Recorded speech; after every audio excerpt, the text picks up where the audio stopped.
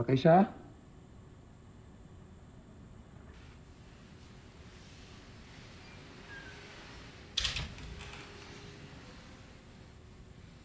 Okay siya.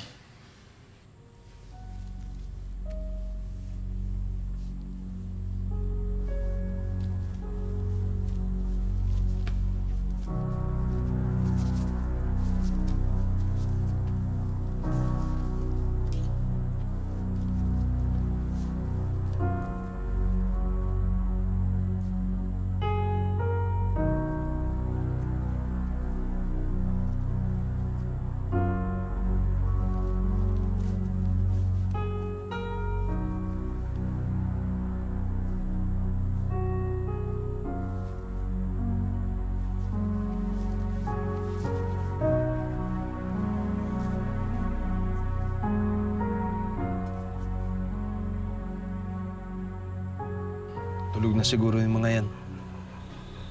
Tara na. Mag-asawa lang kamo ng Rian, Berto. Mag-asawa lang. Pero kahit dalawa lang sila nandyan, kailangan mag-iingat pa rin tayo. Parang may bit-bit na armas yung lalaki, hindi ko lang sigurado kung ano yun.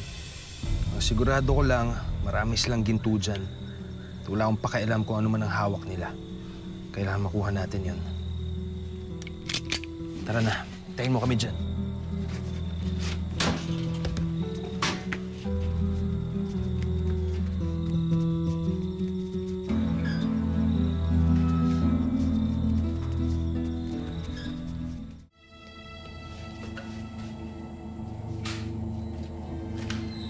Bilisan niyo, pasok na. Doon ko sa kwarto, ikaw tingnan mo yung mga aparador. Bilis!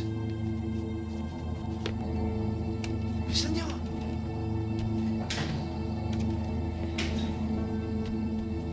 Ito nga, Berto! Higito nga rito!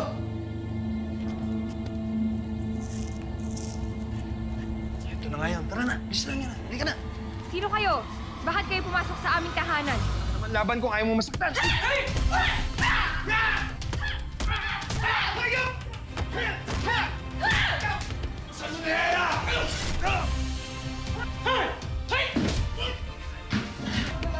Malis na kayo! Ano? Halika na! Tara na! Tara na! Gusto mo!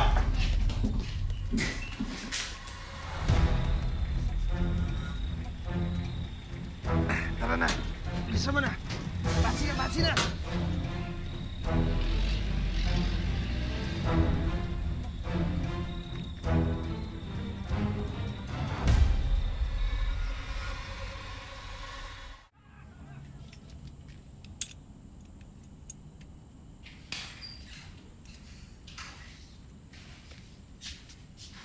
Ano yan?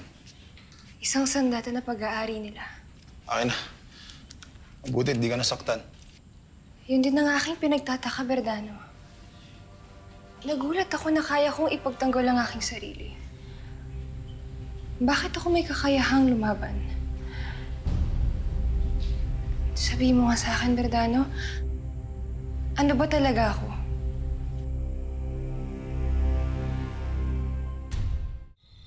Esha, ano patandayan mong katanungan? Sagutin mo ako, Berdano. Oo. Meron tayong pambihirang liksi at lakas. Kaya nagawa natin may paglaban. Hindi tayo gaya ng mga tao dito, Kesha. Kakaiba tayong nilalang. Tayo ay mga engkantado.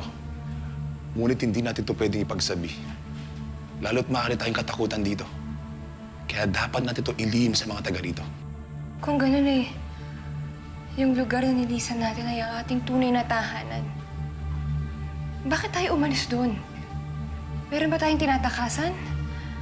Ano pang saysay na pag-usapan natin ang mga bagay at lugar sa ating nilisan? Hindi patang usapan natin na dito na tayo sa mundong ito maninirahan. Kaya kalimutan na natin ang ating pinagmulan. Maaari ba?